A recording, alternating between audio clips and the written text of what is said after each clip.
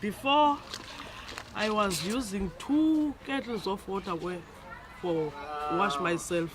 So now I use 1 kettle of water.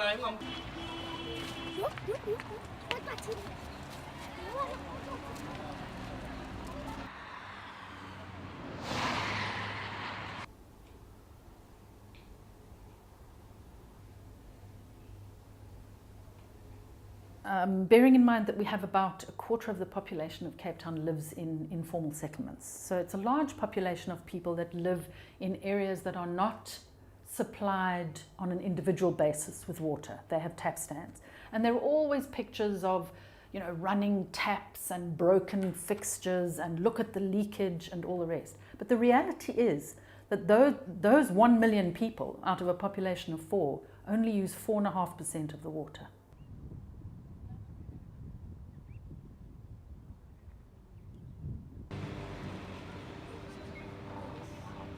The problem, if you like, has been in the leafy suburbs. It has been in the areas where people have gardens, they have swimming pools, and they are much more profligate in the way that they use water because they're used to the water just coming out the taps.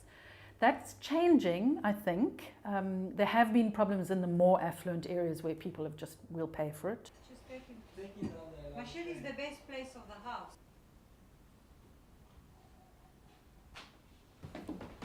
Okay, let's go through my posi here.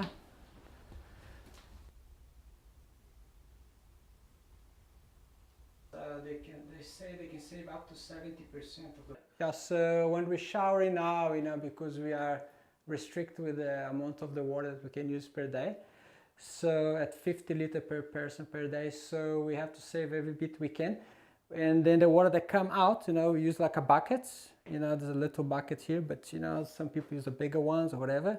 So we collect that water, and that water we can use, of course, to flush your toilet. So they call it grey water. You know, you just put in your cistern, and you can use to flush the toilet. That's one option.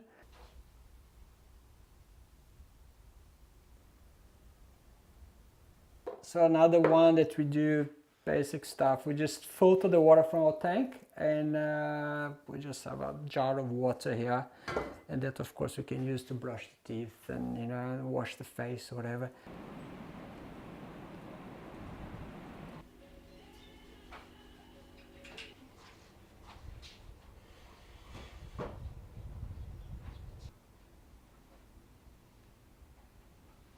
Oh, look, I think there's a definite combination, you know, there's no doubt about people being spoiled about the whole story, you know, we always open the tap, the water is there, easy, never thought about, you know, and I was lucky to travel to some dry countries where, you know, water has always been a big issue, so I think when we moved to South Africa, you know, it's always been in the back of our mind, and I think South Africans for the first time is really just catching up with the rest of the world, you know. It's like, yeah, they have to change their habits. You cannot just take for granted, you know, something so precious.